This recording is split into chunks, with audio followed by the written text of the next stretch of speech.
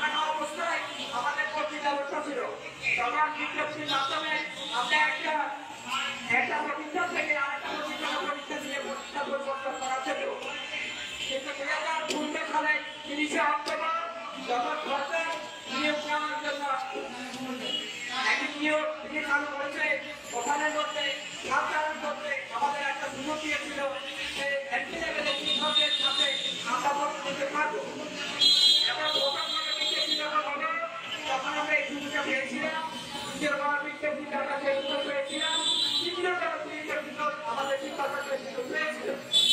কিন্তু সবচেয়ে বিষয় আমাদেরকে না জানিয়ে আমাদের সঙ্গে যারা এসব শিক্ষক আমাদের সুযোগ আমরা আমাদের দ্বারা নিজের কোনো বক্তব্যে তাদের সাথে আলোচনা না করে আমাদের সামনে যারা মত করে দিয়েছে।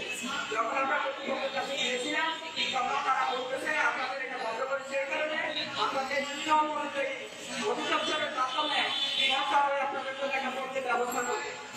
কিন্তু আজকে 2.5 বছর আমরা তাদের কথা এক বিন্দু মাত্র তারা বাস্তবায়ন করেনি।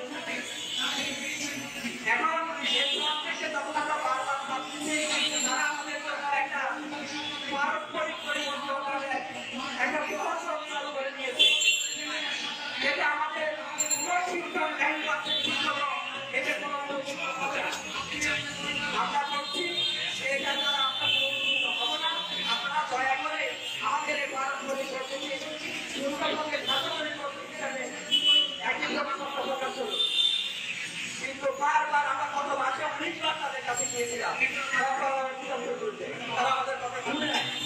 এই কারণে আজকে আমরা এখানে বাধ্য হয়েছি এবং আমাদের আলোচনা আমার হয় পরিষ্কার করে বাংলাদেশ থেকে শিক্ষক দল করে এনে আমরা এখানে দুর্বল দল করে এবং আপনারা যদি আমাদের কথা না শুনেন আমরা বলে দিচ্ছি আমরা এভাবে আস্তে আস্তে আন্দোলন তীব্রতর করে পুরো বাংলাদেশের শিক্ষা প্রতিষ্ঠানগুলো প্রয়োজনে আমরা মাঠটার দিকে ফিরতে রাখি। আমরা আরো বলতেছি আপনাদের নাটক দেখেছি আপনারা বলেন আপনারা নিচে যান, নিচে যখন তখন করে তার এইসব কথাগুলো আপনারা বলেন আমরা এই ধরনের কথা জানি না। সুতরাং আপনাদের কাছে অনুরোধ আপনারা আজকের ভিতরে আমাদের এই